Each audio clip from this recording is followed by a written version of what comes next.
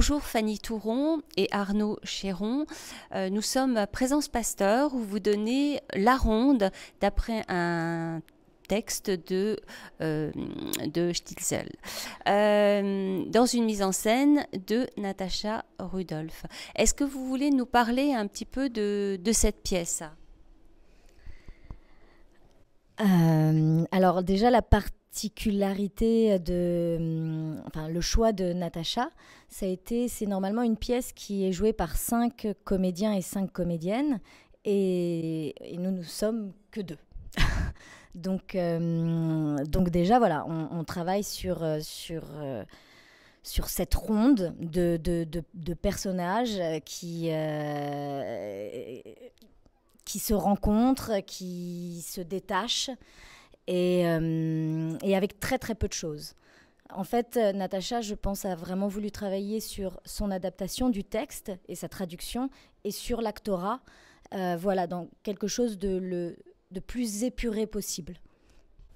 Ouais, c'est-à-dire, c'est ce qu'on dit souvent, c'est quand le théâtre, quand on enlève tout, il y a une chose qu'on peut pas enlever, c'est les acteurs. Il faut toujours des acteurs et du texte, et même du texte. Parfois, on peut imaginer qu'on en enlève. Là, par exemple, c'est une adaptation. Par rapport au texte original, c'est 50% du texte original. Donc, c'est comme un concentré. Voilà, c'est un concentré, comme je sais pas comment on dit, une réduction en cuisine. Un condensé, voilà. Donc aussi, ça veut dire qu'en termes d'intensité, il y a quelque chose qui doit jamais se relâcher aussi. Donc effectivement, comme le disait Fanny très bien, c'est des gens qui ne cessent de se rencontrer et à la fois de se rater.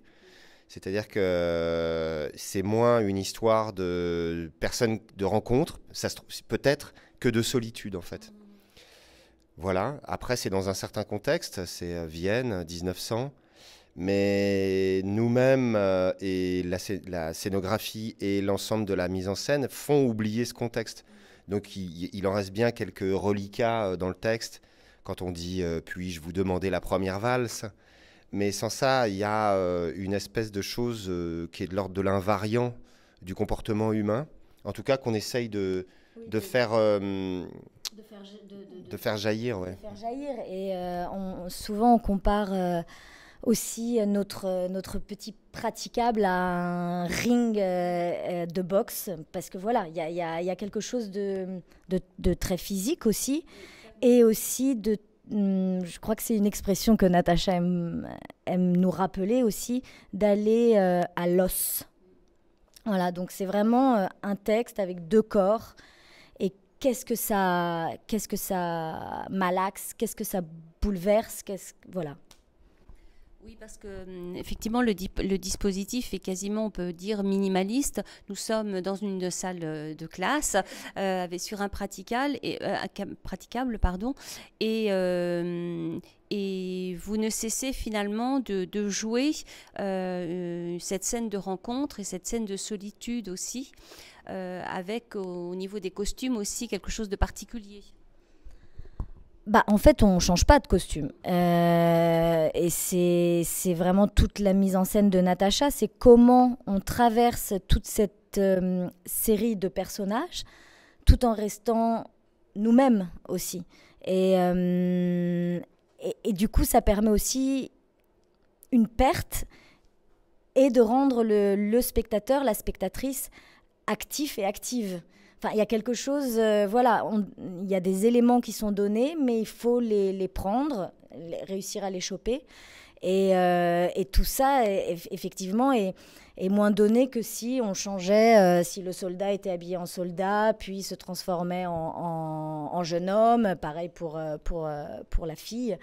Il y a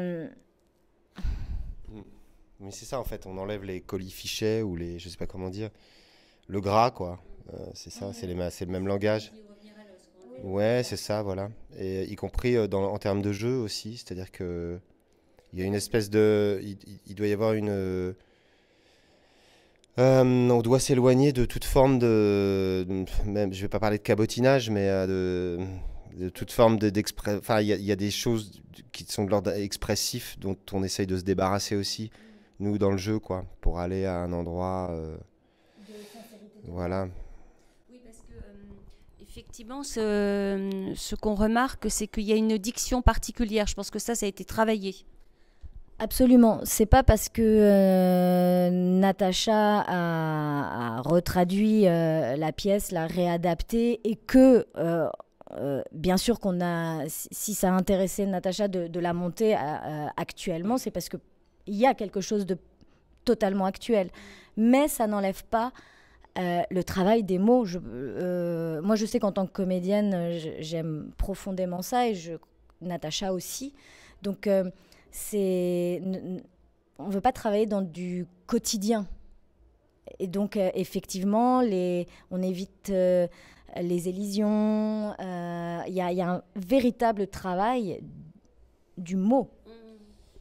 Après, il peut nous arriver de travailler avec d'autres gens. Moi, il m'arrive de travailler avec des jeunes acteurs, par exemple, où je leur dis toujours aussi d'apprendre aussi la ponctuation. Donc, je pense que c'est aussi ça qu'on fait. On apprend les mots, on apprend aussi la ponctuation. Et c'est pas parce qu'il est écrit, je ne sais pas, je sais pas quel mot, évidemment, ou non, c'est pas un bon exemple, mais mademoiselle, par exemple, ne pas dire mademoiselle, mais dire mademoiselle, par exemple. Enfin, je sais pas. Effectivement, il y a une espèce d'effort particulier qui est, on essaie d'être attentif à ça, quoi.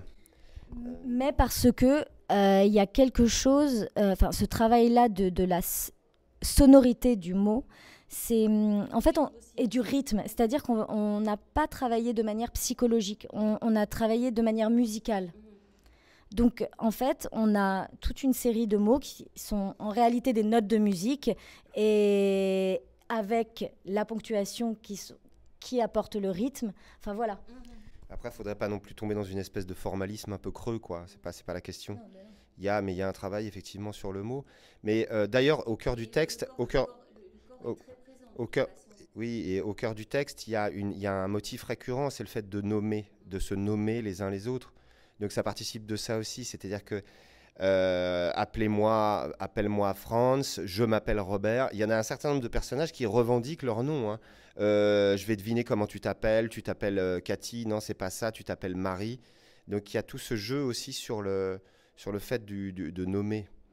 Nommer pour faire apparaître des réflexions qu'on se faisait en jeu, avant que Fanny donc dise ah je vous en prie monsieur le comte, pour l'ainsi dire je n'existe pas en tant que comte, je viens de sortir en tant qu'un autre personnage, et c'est bien parce qu'elle nomme que ça existe. Donc effectivement il y a ce travail là qui n'est pas étranger qui est au cœur de Schnitzler, du travail du dramaturge, hein, Schnitzler, qui est du début du XXe siècle aussi, il date aussi de la même époque que Freud.